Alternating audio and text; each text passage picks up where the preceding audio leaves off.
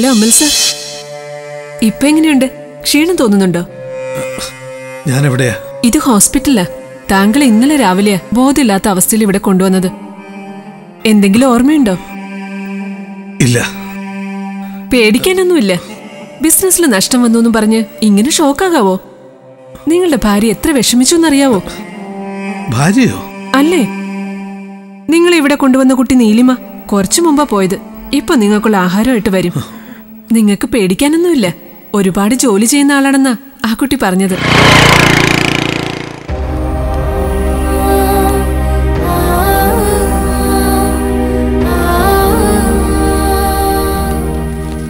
Hello,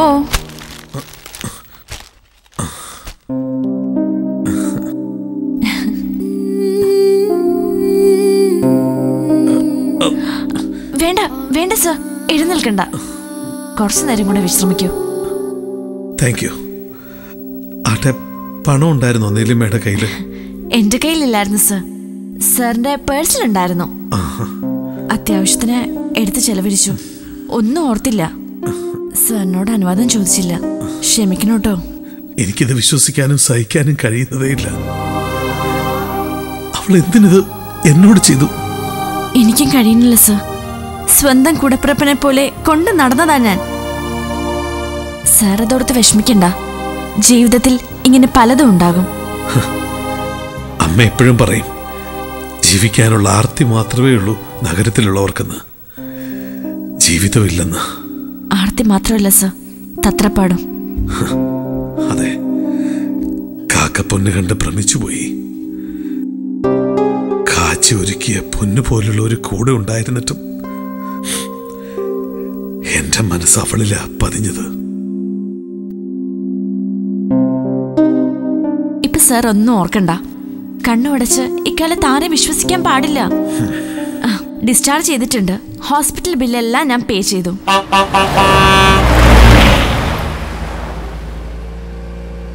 ജീവിതത്തില് നാം വിചാരിക്കുന്ന ഒന്ന്, ദൈവം നടത്തിത്തരുന്ന മറ്റൊന്ന്. ഇതിനാ വിധിയെന്ന് പറയുന്നത്. നമ്മൾ നിശ്ചയിക്കുന്നത് പോലെ ഒന്നും നടക്കില്ല. ഞാൻ റോസിനെ കുറ്റപ്പെടുത്തുന്നില്ല. ഒരുപക്ഷെ ജീവിതത്തെക്കുറിച്ച് ചിന്തിക്കാൻ ഒരു പെൺകുട്ടി ജീവിതത്തിൽ വേണമെന്ന് തോന്നാൻ റോസ് ഒരു കാരണമായി. താങ്ക്സ് നിലിമ. താൻ എന്നെ വഴി കളഞ്ഞിട്ട് പോയില്ലല്ലോ. ഞാനങ്ങനെ വഴിയിൽ കളയുന്ന സ്വഭാവക്കാരിയല്ല. ഞാൻ ഇതുവരെ പ്രതിഫലം നൽകാതെ ആരിൽ നിന്നും ഒന്നും വാങ്ങിയിട്ടില്ല.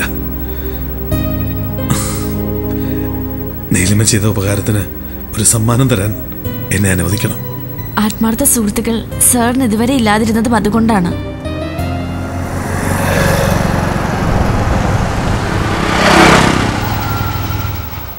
നീലിമ ഇരിക്കെ, ഞാൻ ATM-ൽ നിന്ന് കുറച്ച് ക്യാഷ് എടുത്തിട്ട് വരാം. തനിക്ക് നല്ലൊരു പ്രസന്റ് തന്നാലേ എനിക്ക് സമാധാനമാവുള്ളൂ.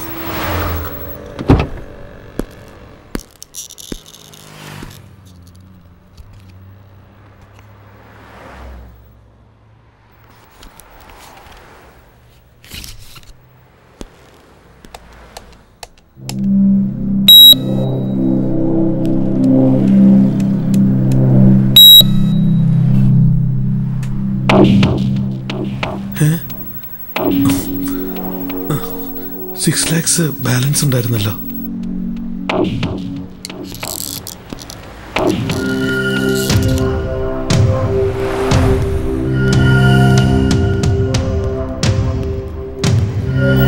നീലിമ, സാർ ക്ഷമിക്കണം. റോസിന് വേണ്ടി ചെലവഴിച്ച പണത്തിന്റെ ബാക്കി 6 ലക്ഷം രൂപ പേഴ്സിൽ സാർ ഒപ്പിട്ട് വെച്ചിരുന്ന ചെക്ക് ഉപയോഗിച്ച് ഞാൻ പിൻവലിച്ചു. എല്ലാ സൗഹൃദങ്ങളും ജീവിതക്ലേശം അകറ്റാനുള്ളവയാണ്. സാർ ഞങ്ങൾക്ക് പ്രയോജനപ്പെട്ടു. Good bye.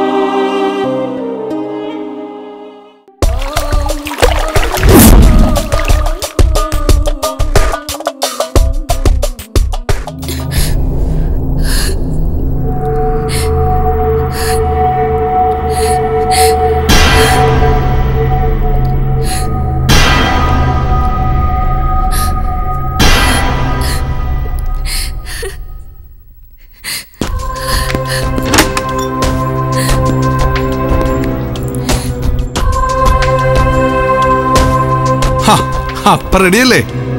ഇതാണ് വലേറോ ബിൽഹേറോ, ഇന്ന് മുതൽ എന്റെ ഭാര്യ. റോസ് വിടടി അവളെ. വേണ്ട വേണ്ട, ഇങ്ങോട്ട് മാറടി. വേണ്ടെന്ന് പറഞ്ഞല്ലോ. അവളുടെ ഔദാര്യം അതേ ഇത്. നിനക്ക് നാട്ടിൽ പോകാനുള്ള ടിക്കറ്റ്. പുറത്ത് ടാക്സി വെയിറ്റ് ചെയ്യുന്നുണ്ട്. നിന്നെ എയർപോർട്ടിൽ കൊണ്ടുവിടും. ടാക്സിക്കുള്ള പണവും കൊടുത്തത് ദേ ഇവളാണ്. ഞാൻ നിങ്ങളോട് എന്ത് തെറ്റ് ചെയ്തിട്ടാ എങ്ങനെ ക്രൂര എന്നെ ശിക്ഷിക്കുന്നത്? എടി, നിന്റെ അച്ഛൻ എന്റെ അച്ഛനെ പറ്റിച്ച് എല്ലാം കൈക്കലാക്കി. എന്നിട്ട് നീയൊക്കെ രക്ഷപ്പെട്ടോടി? ഇല്ല, പക്ഷേ ഞാൻ രക്ഷപ്പെട്ടടി. കഷ്ടപ്പെട്ട് പണിയെടുത്ത്.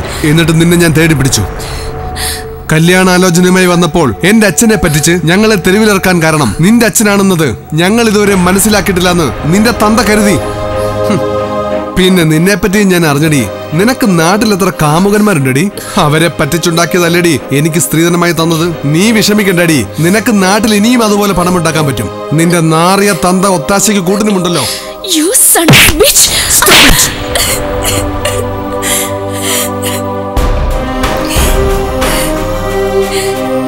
ഇങ്ങോട്ട് വാടി. Get out.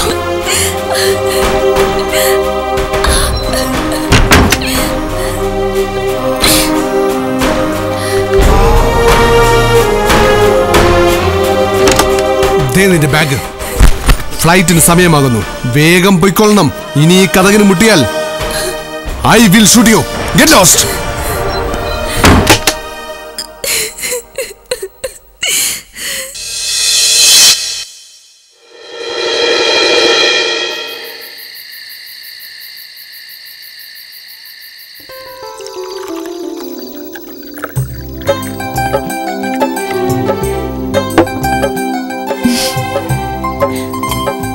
ഫസ്റ്റ് നൈറ്റിൽ ഗ്ലാസും പാലും ഒഴിവാക്കണ്ടെന്ന് കരുതി.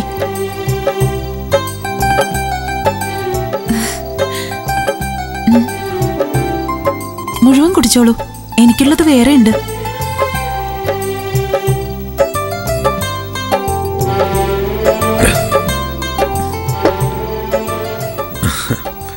അമ്മ ഉറങ്ങിയോ? അമ്മ നല്ല സന്തോഷത്തിലല്ലേ? അമ്മ പറഞ്ഞ് അമലിനെ എനിക്ക് നന്നായിട്ട് അറിയാം. ഒരു കുടുംബം നന്നായിട്ട് നടത്തിക്കൊണ്ടു പോകാൻ അച്ഛനും അമ്മയും എന്നെ പഠിപ്പിച്ചിട്ടുണ്ട്. കുടുംബജീവിതത്തെക്കുറിച്ച് ഒട്ടും ആശങ്ക വേണ്ട. ഞാൻ എന്നും അമലിന് സന്തോഷം സമ്മാനിക്കും. നല്ല മെച്ചൂരിറ്റി ആണല്ലോ. അതെ, അത്യാവശ്യത്തിന് കുസൃതിയുണ്ട് കേട്ടോ. അതുകൊണ്ട് തീർച്ചയായും ഹണിമൂൺ ട്രിപ്പ് വേണം. ശരി, പറഞ്ഞോ. എവിടേക്കാ നമുക്ക് പോകേണ്ടത്? അത് സ്വിറ്റ്സർലൻഡ്.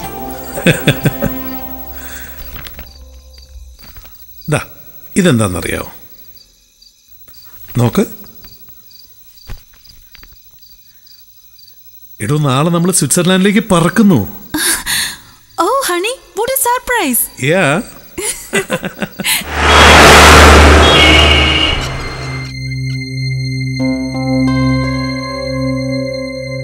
അകത്ത് ടേബിളിൽ കിടക്കുന്ന നീലിമ എന്ന പെൺകുട്ടിക്ക് നമ്മൾ ആരും ആഗ്രഹിക്കാത്ത ഒരു വിപത്തിന്റെ സ്റ്റാർട്ടിംഗ് ആണ്. പാൻക്രിയാസിൽ ഒരു അൺയൂഷ്വൽ ഗ്രോത്ത്. അതാണ് നീലിമയുടെ പ്രശ്നം. നമ്മൾ സത്യം അംഗീകരിക്കണം. അധൈര്യപ്പെടാതിരിക്കാൻ റോസ് നീലിമയെ സഹായിക്കണം. ഈ രോഗമെന്ന് ചികിത്സ ഒരു പരിഹാരമല്ലെന്നറിയാം. വിദേശത്ത് പോയാലും പ്രയോജനമില്ല. വിധി അതാണിത്. ഒരുപാട് തെറ്റുകൾ വീണ്ടും വീണ്ടും ആവർത്തിച്ചപ്പോൾ ദൈവം ഞങ്ങൾക്ക് തന്ന ഒരു ശിക്ഷ. ചെയ്ത പ്രവൃത്തികൾക്കെല്ലാം കൂടി ഒരു പ്രതിഫലം.